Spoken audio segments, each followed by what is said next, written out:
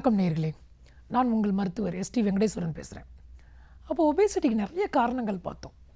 அப்போ ஃபுட்டில் ஏதாவது ஒரு சின்ன கல்ப்ரிட் இருக்குமா அப்படின்னா, மெயினான கல்ப்ரிட்டே என்ன அப்படின்னு பார்த்தோம்னா, இந்த ப்ராசஸ்டு சுகர் தாங்க ஃபஸ்ட்டு கல்ப்ரிட்.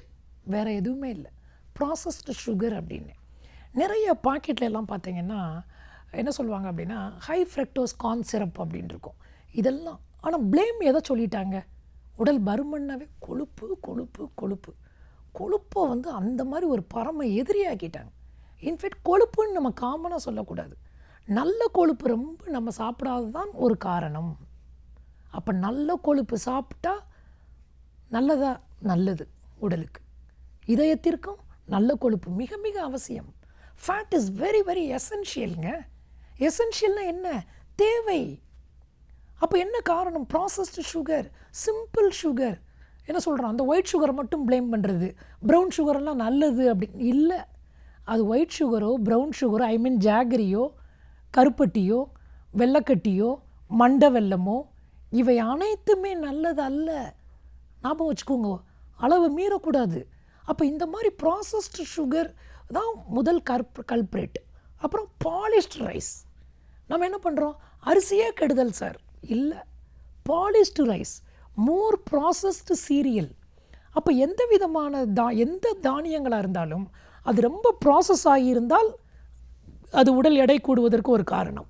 அப்போ ப்ராசஸ் பண்ணாமல், ஐ மீன் ரீஃபைன் பண்ணாமல் இருக்கும்போது அது நம்மளுக்கு மிக மிக நல்லது. அப்போ கொஞ்சம் முன்னாடி என்ன மாதிரி நம்ம அதிகமாக உட்கொண்டிருந்தோம் அப்படின்னா, ஐ மீன் முக்கிய தானியங்கள் இல்லையா, சிறுதானியங்கள், கம்பு, சோளம், கேழ்வரகு, சாமை, திணை, குதிரைவாளி, வரகு, பனிவரகு, இதெல்லாம் ஒரு காலகட்டத்தில் ரொம்ப ப்ராசஸ் பண்ணாமல் ரீஃபைன் பண்ணாமல் தான் நம்மளுக்கு கிடைத்து கொண்டு இருந்தது. அதை வாங்கி ஊற வச்சு உரலில் இடித்து ஹேண்ட் பவுண்ட் பண்ணி தான் பண்ணிக்கிட்டு இருந்தாங்க. ஆனால் இன்றைய காலகட்டத்தில் என்னாச்சு, எல்லோரும் ஃபேஷனாக சிறுதானியம் சாப்பிட்றேன் அப்படிங்கிற போர்வையில் அதில் கூட நூடுல்ஸ் வந்துருச்சுங்கிறான், சேமியா வந்துருச்சுங்கிறாங்க.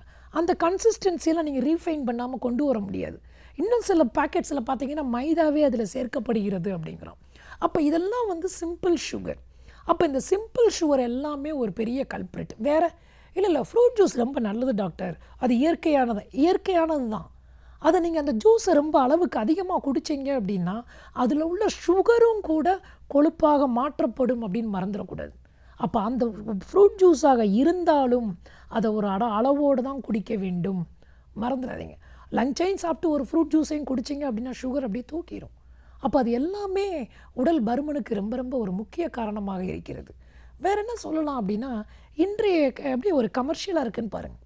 உணவு இன்னைக்கு கொட்டி கிடக்குங்க, பார்க்குற இடத்துலலாம் கிடக்கு, விதவிதமாக கலர் கலராக பாக்கெட்டில் ஷேப்பு விதவிதமாக இருக்குது. நம்மளை கலர் அப்படியே அட்ராக்ட் பண்ணுது, அந்த ஃப்ளேவர் நம்மளுக்கு அப்படியே இழுக்குது, வாசனை இல்லையா, ஷேப்பு, கலரு, பேக்கிங், அதை பார்த்தோன்னே நம்மளுக்கு சாப்பிட்ணுன்னு தோணுது. ஒரு பாக்கெட் 80 ரூபா 90 ரூபான்னு நம்ம வாங்கி சாப்பிட்றதுக்கு யோசிப்போம். ஆனால் இன்றைக்கி 5 ரூபீஸில் கிடைக்குதுங்கிறாங்க பிஸ்கட், 2 ரூபீஸில் கிடைக்குதுங்கிறாங்க. அப்போ கமர்ஷியல் அவங்க அப்படியே கொண்டு வர நம்ம சும்மா தானே ட்ராவல் பண்ணிக்கிட்டு இருக்கோம். என்ன சொல்கிறோம், சும்மா தானே ட்ராவல் பண்ணுறோம். அப்போ சும்மா இருக்கிறதுக்கு உள்ளே போட்டு வைப்போமே, கிடைக்கிது ஈஸியாக நம்மகிட்ட. இது வர வர நம்ம என்ன ஆயிட்டோங்க, இது வர வர என்னை அறியாமல் சோம்பேறித்தனமாக ஆகிறேன். அதுதான் உண்மை. உடல் உழைப்பை கூட நான் ஒரு மிஷினுக்கு ஈஸியாக அதை போட்டு வாங்கி வச்சுக்கிறேன், எந்த வேலையும் செய்யக்கூடாது. ஆனால் உட்காந்த இடத்துல இருந்தே எல்லாமே ஆர்டர் பண்ணி வீட்டுக்குள்ளேயே ஊட்டி விடுறதுக்கும் இன்றைக்கி ஆள் இருக்காங்க. அப்போ அந்த மாதிரி இன்றைக்கி எல்லாமே மாறிவிட்டது. அப்போ நீங்கள் இந்த மாதிரி உணவுகள்லாம் நம்மளுக்கு கொட்டி கிடக்கிறப்ப நம்மளுடைய உடல் பருமன் ஏறுவதற்கு ஒரு முக்கிய காரணமாக இருக்கிறது அப்படிங்கிறத நம்ம மறந்துடக்கூடாது. அப்போ இதை பற்றி நம்ம மேலும் அடுத்து வர எபிசோடில் நம்ம பார்க்கலாம். மீண்டும் சந்திப்போம். நன்றி, வணக்கம்.